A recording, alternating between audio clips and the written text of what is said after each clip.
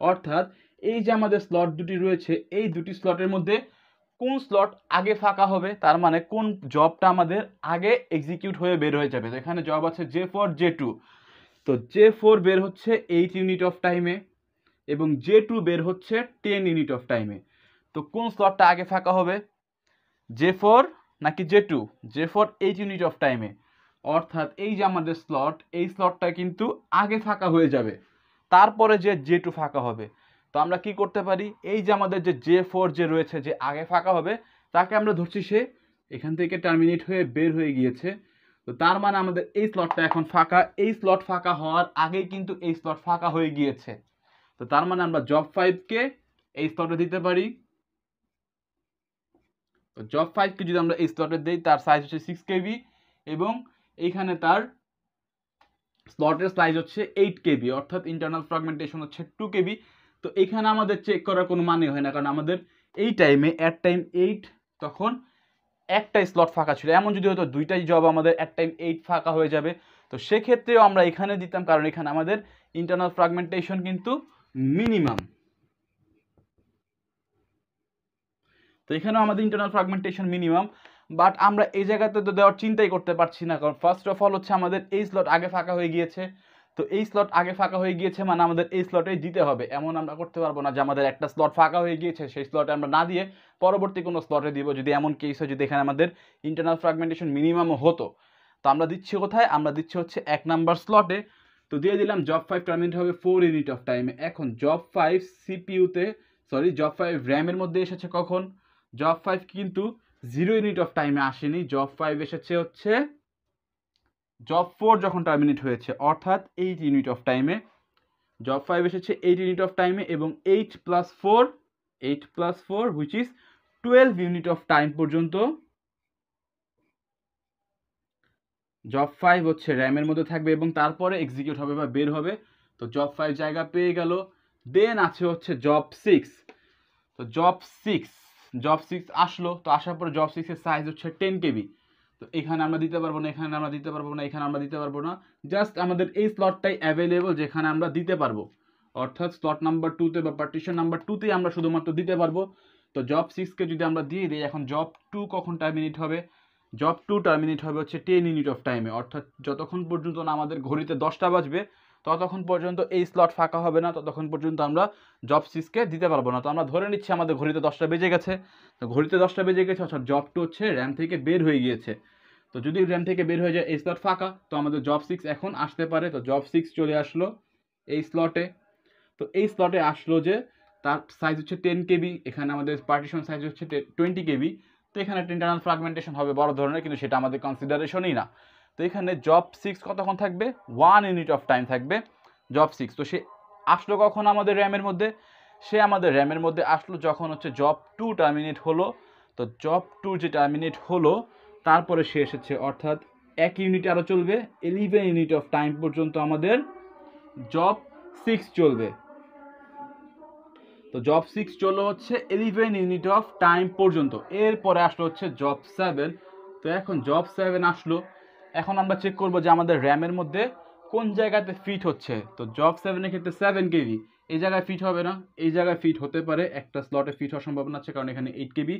দেন হচ্ছে এখানেও ফিট হওয়ার সম্ভাবনা আছে 20 কেবির মধ্যে, এখানে ফিট হওয়ার কোনো সম্ভাবনা নেই। তো এই জায়গায় অনেক অনেক স্টুডেন্ট ভুল কাজটা করে, যেটা হচ্ছে এখানে 8 কেবি যখনই দেখে মনে করে এখানে তো 7 কেবি, তো 8 কেবি 7 কেবির মধ্যে ইন্টারনাল ফ্র্যাগমেন্টেশন মিনিমাম হবে, এখানে দিয়ে অ্যান্সার করে দেয়।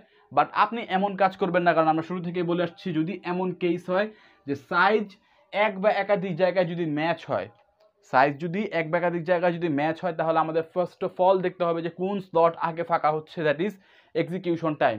তো এমন কাজ যদি আপনি করেন যে দুইটা দেখার মধ্যে একটার মধ্যে দেখছেন যে এখানে ইন্টারনাল ফ্র্যাগমেন্টেশন মিনিমাম, আপনি অ্যান্সার করে দিলেন, হতে পারে আপনার অ্যান্সার রং হয়ে যেতে পারে, আবার এমন যদি ভাগ্য ভালো থাকে তাহলে হয়েও যেতে পারে, বলা যায় না। বাট অ্যাপ্রোপ্রিয়েট মেথড হচ্ছে আমাদের চেক করতে হবে এক্সিকিউশন টাইম, অর্থাৎ কোন স্লট আগে ফাঁকা হচ্ছে। এখন আমাদের র্যামের মধ্যে যে স্লট আগে ফাঁকা হবে তাকেই তো আমরা দিব জায়গা। এমন যদি কেস হয় যে মনে করেন পরের যেটা ফাঁকা হচ্ছে সেখানে আমাদের ইন্টারনাল ফ্র্যাগমেন্টেশন মিনিমাম, ওকে ধরলাম পরে যে স্লটটা ফাঁকা হচ্ছে সেটা ক্ষেত্রে আমাদের ইন্টারনাল ফ্র্যাগমেন্টেশন মিনিমাম, তারপরও এখন আমরা কেমন কাজ করব যে একটা স্লট ফাঁকা হয়ে আছে সে জায়গায় আমরা দিলাম না, বাট পরের স্লটে যেহেতু আমাদের ইন্টারনাল ফ্র্যাগমেন্টেশন মিনিমাম, তারপরে আমরা দিলাম।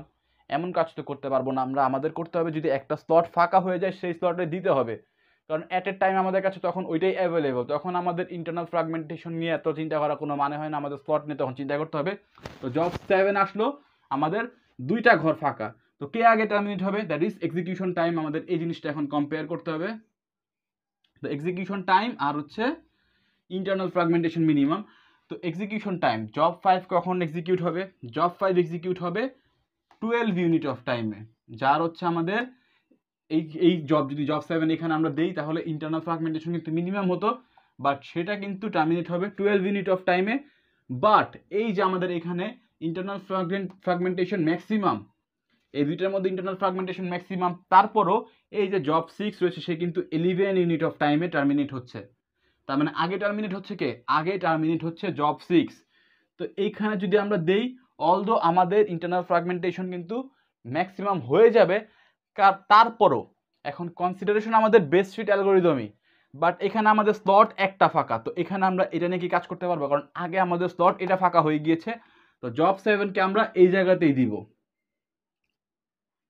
তো জব 7কে যদি আমরা এই জায়গায় দিই, জব 7 ইউনিট কতটুকু, 8 ইউনিট অফ টাইম। তো 8 ইউনিট অফ টাইম যদি জব 7 চলে, তো জব 7 জায়গা পেলো কততে, 11 ইউনিট অফ টাইমে সে জায়গা পেলো হচ্ছে র্যামের মধ্যে, এবং 11 প্লাস 8 হুইচ ইজ 19, অর্থাৎ 19 ইউনিট অফ টাইম যখন হবে ঘড়িতে, তখন জব 7 র্যাম থেকে বের হয়ে যাবে। অর্থাৎ আমাদের যে question, calculate the time at which job 7 will be completed, তো the time is at 17. The answer is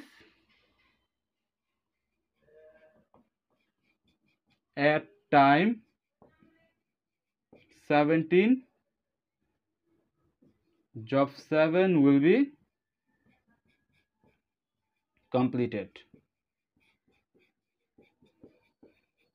তো আশা করি বুঝতে পেরেছেন। তো আমাদের এখানে মেইন যে জিনিস কাহিনী সব থেকে বেশি মনে রাখতে হবে, অ্যালগরিদম কি, দেন হচ্ছে এখানে কি টাইপের পার্টিশন রয়েছে, ফিক্সড টাইপের পার্টিশন নাকি ভ্যারিয়েবল টাইপের পার্টিশন, আর একের অধিক যদি আমাদের পার্টিশন ফাঁকা থাকে যেখানে হচ্ছে আমাদের জবের সাইজ ফিট হচ্ছে, সেক্ষেত্রে আমাদের দুইটা জিনিস চেক করতে হবে, এক হচ্ছে এক্সিকিউশন টাইম এবং আরেক হচ্ছে ইন্টারনাল ফ্র্যাগমেন্টেশন মিনিমাম।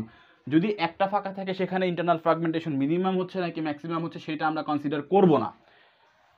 ওকে, তো এই গেল হচ্ছে আজকে লেকচার ভিডিও। আশা করি সব কিছু বুঝতে পেরেছেন। এই টাইপের কোশ্চেন ট্রিকি, এগুলো অনেকগুলো ট্রিকি টাইপের একটা কোশ্চেন, তো এই টাইপের কোশ্চেন পরীক্ষায় প্রায় এসে থাকে, তো বই থেকে প্র্যাকটিস করে নেবেন এই টাইপের কোশ্চেন। বই আপনি অনেক বা আপনি নেট ঘাটলে অনেক উদাহরণ পেয়ে যাবেন। তো এগুলো সলভ করার স্ট্র্যাটেজি হচ্ছে এইরকমভাবেই। তো আশা করি ভালো লেগেছে আজকে লেকচার ভিডিও। যদি আজকে লেকচার ভিডিও সব কিছু আপনি বুঝে থাকেন, অবশ্যই আমাদের চ্যানেলকে সাবস্ক্রাইব করে নেবেন। ভিডিও ভালো লেগে থাকলে ভিডিওটিতে লাইক দিয়ে দিবেন। তো ভালো থাকবেন, সুস্থ থাকবেন, এখানে বিদায় নিচ্ছি। আসসালামু আলাইকুম।